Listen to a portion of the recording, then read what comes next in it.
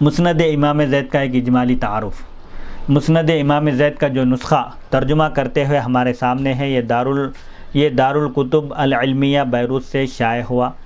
اس پر سن طباعت یعنی کس سن میں شائع ہوا، کس سال شائع ہوا ہے یہ لکھا ہوا نہیں ہے، کس سال یہ پبلش ہوا ہے، چھپا ہے، اس کا ذکر نہیں ہے۔ مسند امام زید کا دوسرا نسخہ، اس کی دوسری کاپی دارالباز مکہ مکرمہ سے چھپا ہے۔ یہ دراصل بیروتی نسخے کا عکس ہے، یعنی اسی کا زیراکس ہے، اسی کی ایک کاپی ہے۔ اس نسخے پر اس کا اپنا سن طباعت تو درج نہیں ہے، یعنی کس سن میں یہ نسخہ چھپا ہے، کس سال، اس کا ذکر نہیں ہے۔ تاہم یہ لکھا ہوا ہے کہ مسند امام زید سن 1981 عیسوی میں پہلی مرتبہ دارالکتب العلمیہ بیروت لبنان سے شائع ہوا تھا، لبنان سے چھپا تھا۔ مسند امام زید مطبوعہ بیروت 400 صفحات پر مشتمل ہے۔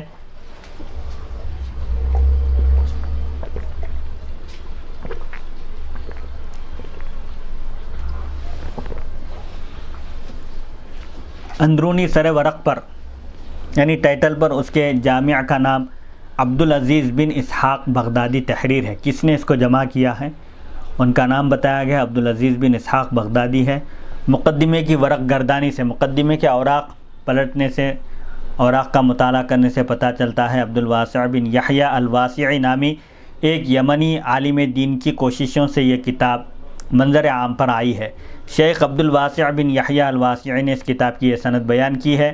نمبر 1 امام زید بن علی بن حسین رضی اللہ عنہ، نمبر 2 ابو خالد عمرو بن خالد واسطی، نمبر 3 ابراہیم بن زبرقان تیمی، نمبر 4 نصر بن مزاحم منقری، نمبر 5 سلیمان بن ابراہیم محاربی، نمبر 6 علی بن محمد نخعی، نمبر 7 عبدالعزیز بن اسحاق رحمۃ اللہ علیہ یہ کتاب کے مرتب، نمبر 8 ابو الفضل محمد بن عبداللہ شیبانی، نمبر 9 ابو سعید عبد الرحمن نیشاپوری، نمبر 10 حاکم ابو الفضل وہب اللہ بن حاکم القاسم حسکانی رحمۃ اللہ علیہ، نمبر 11 زید بن حسن بیہقی رحمۃ اللہ علیہ، نمبر 12 احمد بن ابو الحسن، نمبر 13 قاضی جعفر بن احمد، نمبر 14 محی الدین و عمران ابو الحسن، نمبر 15 عبداللہ بن حمزہ، نمبر 16 احمد حمید، نمبر 17 قاسم بن احمد حمید، نمبر 18 محمد بن یحییٰ، نمبر 19 احمد بن یحییٰ، نمبر 20 مطہر بن محمد بن سلیمان، نمبر 21 سید صارم الدین، نمبر 22 امام شرف الدین، نمبر 23 سید احمد بن عبداللہ، نمبر 24 سید امیر الدین بن عبداللہ، نمبر 25 قاسم بن محمد،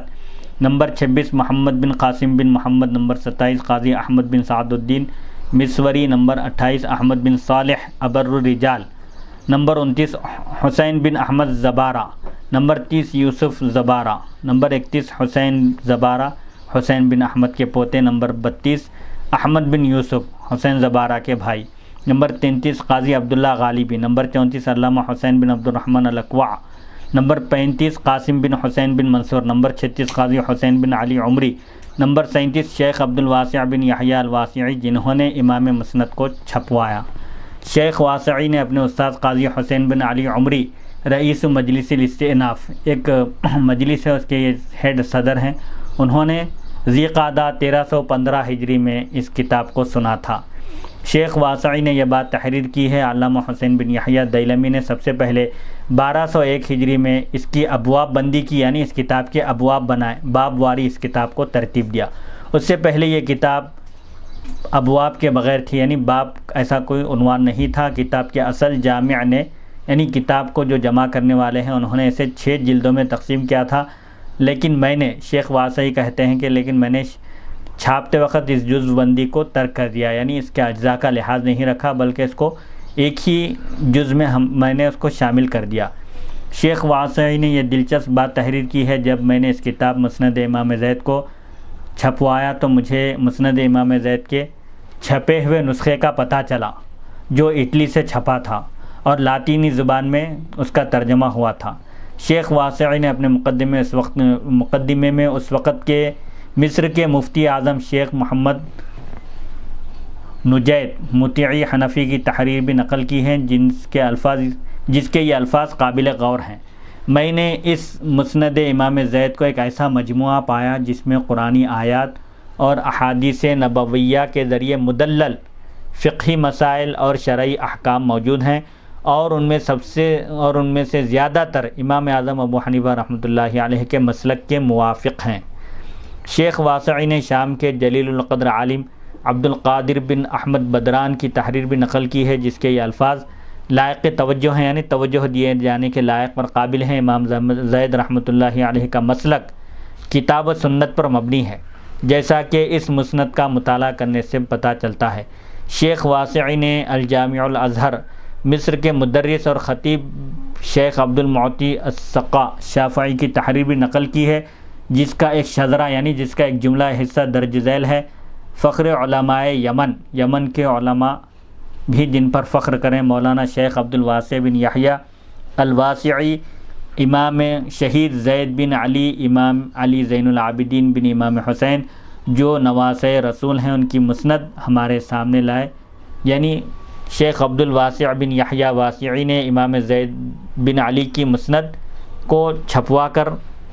ہمارے سامنے پیش کیا، جس سے دل خوش ہو گیا اور آنکھیں ٹھنڈی ہو گئی کہ علم کا ایک ذخیرہ اور ایک سرمایہ ہمارے سامنے ہمارے استفادے کے لیے پہنچا۔ اس کے بعد شیخ واسعی نے امام زید اور ان کے منتسبین یعنی ان سے تعلق رکھنے والے، ان کے مریدین اور ان سے نسبت رکھنے والے زیدیہ کے بارے میں، یعنی ان سے نسبت رکھنے والی جماعت کے بارے میں ایک استفتاء، ایک مسئلہ اور اس کا جواب نقل کیا ہے، فتویٰ طلب کیا گیا تھا۔ اس کا جواب دیتے ہوئے کہتے ہیں فاضل مجیب نے یعنی جواب دینے والے محقق نے اپنے جواب میں امام زید کا مختصر تعارف، ان کی شان میں ائمہ کرام کے توصیفی کلمات نقل کیے ہیں کہ امام زید بن علی کے بارے میں ائمہ کرام نے جو مدح سرائی کی ہے، ان کی تعریف کی ہے، ان کلمات کو نقل کیا اور اس بات کی وضاحت کی ہے کہ امام زید اور ان کے ماننے والوں کے نظریات اہل سنت و جماعت کے عقائد کے عین مطابق ہیں اور اس گروہ سے مختلف ہیں جنہیں عرف عام میں شیعہ کہا جاتا ہے۔ امام زید کے ماننے والے شیعہ نہیں ہیں، بلکہ ان کے نظریات اور ان کے اعتقادات عین اہل سنت والجماعت کے اعتقادات کے مطابق ہیں۔ اس استفتاء کے مجیب اس فتوے کا جواب دینے والے شیخ بکر بن محمد عاشور صدقی حنفی ہیں، جو اپنے زمانے میں مفتی اعظم مصر تھے، مصر کے مفتی اعظم کہلاتے تھے۔ یہ فتویٰ 23 شوال المکرم سن 1328 ہجری کو تحریر کیا گیا، تقریباً 114 سال پہلے یہ فتویٰ دیا گیا۔ اس فتوے پر شیخ الازہر شیخ سلیم البشرا کی تائید دستخط و مہر کے ہمراہ موجود ہے، یعنی بڑے بڑے ائمہ نے بھی، اپنے وقت کے علماء نے بھی اس فتوے پر دستخط کی ہے۔ ہم اس سے پہلے شیخ واسعی کے حوالے سے یہ بات تحریر کر چکے ہیں۔ مسند امام زید کی ابواب بندی علامہ حسین بن یحییٰ نے 13ویں صدی ہجری کے آغاز میں کی۔ یہی وجہ ہے کہ کتاب کے ابواب روایتی فقہی کتابوں کی طرز پر ترتیب دیے گئے ہیں۔ ان ابواب میں احادیث و آثار اور امام زید کی فقہی رائے کلی و جزوی طور پر نقل کیے گئے ہیں، یعنی کسی بھی فقہی مسئلے میں امام زید کی جو رائے ہے اس کو مکمل طور پر بیان کیا گیا، یعنی کہیں احادیث کے ساتھ آثار اور آراء بھی نقل کیے گئے ہیں۔ کسی باب میں صرف احادیث اور صحابہ کے اقوال ہیں، کسی میں صحابہ کے اقوال اور فقہا کی رائے ہیں، کسی میں صرف فقہی رائے ہے وغیرہ۔ مسند امام زید میں منقول بیشتر احادیث اہل سنت کے ہاں رائج کتب احادیث میں موجود ہیں، یعنی امام زید کی کتاب میں جو روایتیں پائی جاتی ہیں وہ اہل سنت و جماعت کی کتابوں میں بھی پائی جاتی ہیں۔ ہم نے اپنی ناقص کوشش کے ذریعے ان احادیث کے دیگر مصادر کے تفصیلی حوالے کی نشاندہی کر دی ہے، تاہم یہاں اس امر کی وضاحت فائدے سے خالی نہیں ہوگی۔ کتب احادیث کے مؤلفین نے اپنی کتابوں میں احادیث کے ان الفاظ کو نقل کیا ہے جو انہوں نے اپنے اساتذہ سے سنے تھے۔ بعض مؤلفین نے اس بات کا اہتمام کیا ہے کہ وہ مختلف راویوں کے حوالے سے منقول ہونے والے، نقل کیے جانے والے اختلاف الفاظ یا اضافہ و اختصار کی بھی وضاحت کر دیتے ہیں، لیکن بیشتر یعنی اکثر حضرات نے ایسا نہیں کیا۔ بعض اوقات ایک حدیث ایک ہی واقعے سے متعلق ہوتی ہے اور ایک ہی صحابی سے منقول ہوتی ہے، بیان کی جاتی ہے، لیکن بعد میں آنے والی راوی اسے مکمل یا جزوی طور پر نقل کر دیتے ہیں۔ اس کی مثال کے لیے مسند احمد کا جائزہ لیا جا سکتا ہے، جس میں امام احمد بن حنبل نے صحابہ کرام کی ترتیب کے حوالے سے مضمون کی ترتیب کا خیال رکھے بغیر احادیث شریفہ مرتب کی ہیں، لیکن بعض روایت ایسی ہیں کہ ایک ہی روایت ایک ہی صحابی کے حوالے سے تفصیلی روایت کے طور پر منقول ہے اور مختصر روایت کے طور پر بھی منقول ہے۔ بعض اوقات کتب احادیث کے مؤلفین ذاتی طور پر روایت کو مکمل طور پر یا مختصر طور پر نقل کرتے ہیں، جیسا کہ امام بخاری اپنے قائم کردہ تراجم ابواب کی تائید کے لیے بعض اوقات ایک ہی روایت کو الفاظ کی تقدیم و تاخیر یا تکمیل و اختصار کے ساتھ نقل کر دیتے ہیں۔ بعض اوقات حدیث کسی مسئلے سے متعلق ہوتی ہے اور اس ایک مسئلے کے 2 یا اس سے زیادہ مرتبہ مختلف حضرات نے نبی کریم صلی اللہ علیہ وسلم سے دریافت کیا ہوتا ہے اور محدثین ان دونوں روایتوں کو الگ الگ نقل کرتے ہیں۔ بعض اوقات حدیث کسی مسئلے سے متعلق ہوتی ہے اور 2 الگ روایات میں نبی اکرم صلی اللہ علیہ وسلم کا طرز عمل یعنی آپ کا عمل 2 مختلف صورتوں میں منقول ہوتا ہے۔ بعض اوقات حدیث کسی مسئلے سے متعلق ہوتی ہے اور اس مسئلے سے متعلق 2 الگ روایات بظاہر ایک دوسرے کے خلاف معلوم ہوتی ہیں، تاہم عام طور پر ایسا اس وقت ہوتا ہے جب دونوں میں سے ایک عمل کینسل کر دیا گیا ہو، منسوخ ہو۔ بعض اوقات بظاہر ایک ہی سوال کے جواب میں 2 الگ الگ احادیث میں نبی کریم صلی اللہ علیہ وسلم کا جواب 2 الگ صورتوں میں ہوتا ہے۔ ایسا عموماً اس وقت ہوتا ہے جب ہر سوال یا واقعہ کا پس منظر بیک گراؤنڈ دوسرے سے مختلف ہو۔ بعض اوقات 2 روایتوں میں سے ایک مطلق اور دوسری مقید مفہوم کی حامل ہوتی ہے، یعنی ایک روایت میں مطلق ذکر ہوتا ہے اور ایک روایت میں قید کے ساتھ ذکر ہوتا ہے۔ بعض اوقات ایک روایت ایک کتاب میں حدیث مرفوع کے طور پر نقل ہوتی ہے۔ حدیث مرفوع یعنی جس کی سند نبی اکرم صلی اللہ علیہ وسلم تک پہنچے، حدیث مرفوع کے طور پر نقل ہوتی ہے، اور دوسری کتاب میں حدیث موقوف یعنی صحابی تک جس کی سند پہنچے اس کو حدیث موقوف کہتے ہیں۔ کسی دوسری کتاب میں حدیث موقوف کے طور پر منقول ہوتی ہے۔ مسند امام زید کی احادیث کی تخریج کرتے ہوئے ہم نے اس بات کا خیال رکھنے کی پوری کوشش کی ہے کہ مضمون اور پس منظر کی مطابقت کے حساب سے دیگر مصادر سورسز کی نشاندہی کی جائے، تاہم الفاظ میں اختلاف ہو سکتا ہے یا حدیث مکمل یا جزوی طور پر منقول ہو سکتی ہے۔ تاہم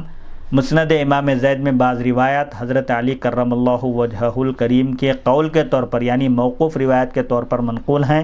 جبکہ دیگر محدثین نے انہیں حدیث مرفوع یعنی نبی اکرم صلی اللہ علیہ وسلم کے فرمان کے طور پر نقل کیا ہے۔ ہم نے اس کی نشاندہی کر دی ہے۔ دیگر مآخذ سورسز کی نشاندہی کرتے ہوئے ہم نے ہر کتاب کی کتاب اور باب یعنی باب اور ذیلی باب کی اصل عربی الفاظ میں نشاندہی کی ہے، تاکہ محققین اصل مآخذ یعنی بیسک سورسز کی طرف آسانی سے رجوع کر سکیں۔ یہ ہماری کوتاہی و کاہلی ہے کہ ہم نے حضرت علی کرم اللہ وجہہ،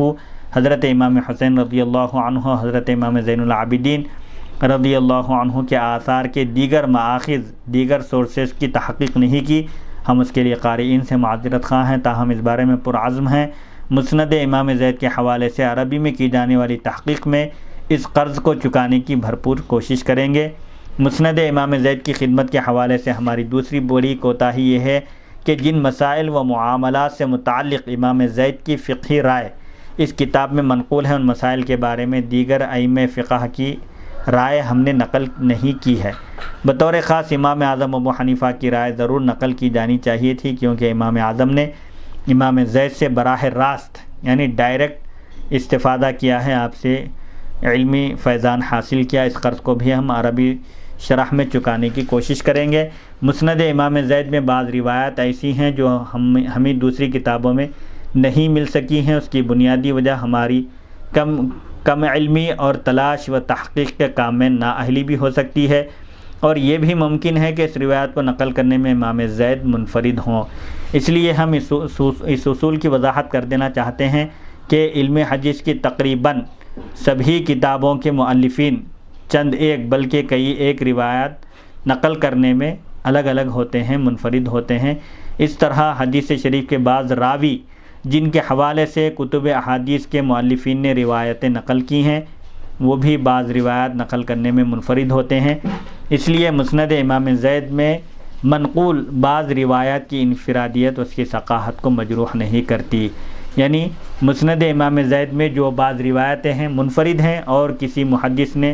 اس کو روایت نہیں کیا،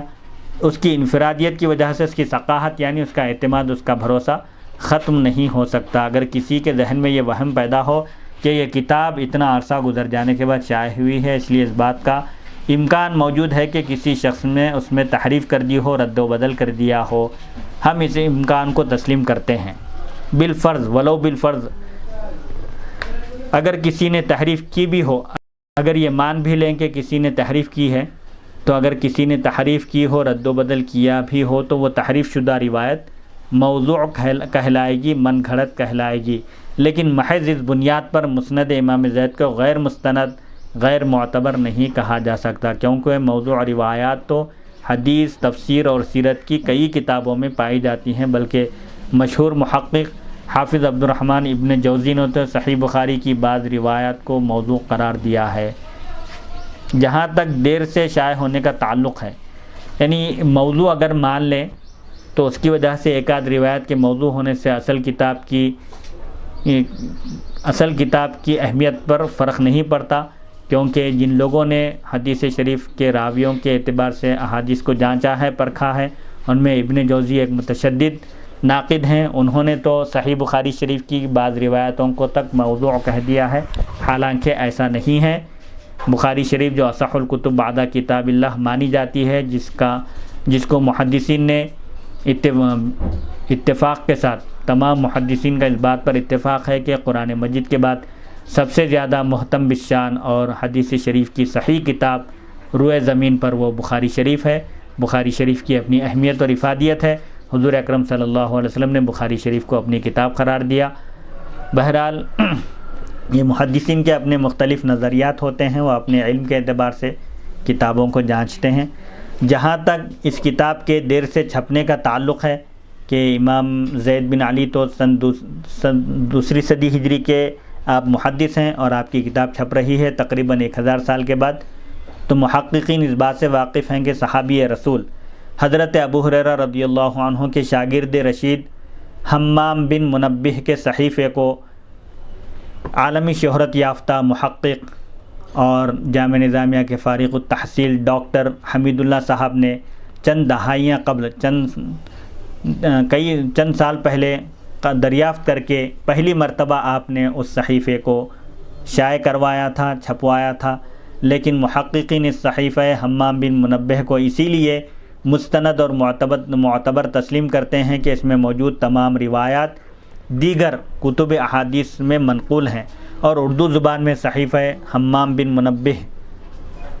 کے چند تراجم ہو کے شائع بھی ہو چکے ہیں۔ تو پھر اس حوالے سے مسند امام زید پر اعتراض کیسے ہو سکتا ہے؟ جیسا کہ سیدنا ابو ہریرہ رضی اللہ عنہ کا صحیفہ جو آپ کے شاگرد رشید حمام بن منبہ نے ترتیب دیا تھا، وہ صحیفہ بھی تقریباً 1000 سال کے بعد عالمی شہرت یافتہ محقق ڈاکٹر حمید اللہ صاحب رحمۃ اللہ علیہ کی کاوشوں اور کوششوں سے چھپ کر منظر عام پر آیا تھا۔ جب اس کو تسلیم کرتے ہیں تو پھر مسند امام زید پر اعتراض کیسے ہو سکتا ہے، جبکہ ہم نے اس کی اکثر احادیث کے دیگر مآخذ، اس کے دیگر سورسز کی نشاندہی کی ہے۔ اس کے علاوہ ہم نے اس کتاب کی ثقاہت، یعنی اس کتاب کے مستند ہونے کے بارے میں مصر کے مفتی اعظم کے منصب پر فائز رہنے والے بزرگ کے ہمراہ عالم اسلام کی مشہور درسگاہ الجامع الازہر کے ایک مدرس اور ان کے علاوہ شیخ الازہر کی رائے کی بھی نشاندہی کی ہے۔ یہ وہ سطور تھیں جنہیں اللہ تعالیٰ کے ایک عاجز اور گنہگار بندے نے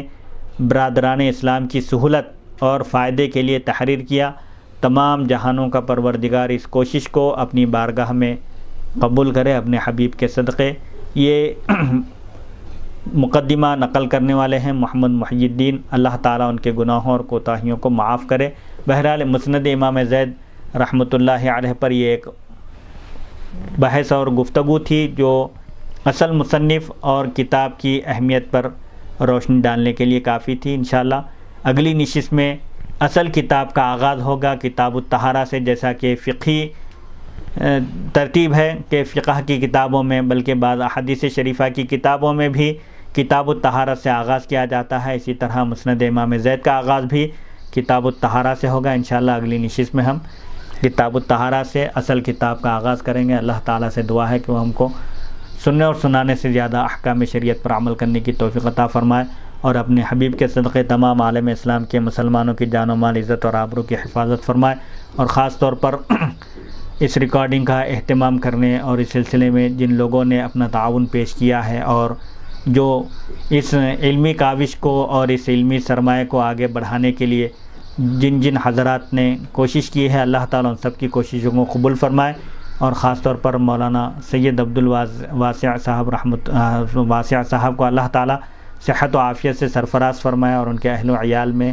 عمر و اقبال میں ترقی عطا فرمائے. وصلی اللہ تعالیٰ علی خیر خلقہ سیدنا محمد و آلہ و صحبہ اجمعین. الحمدللہ رب العالمین.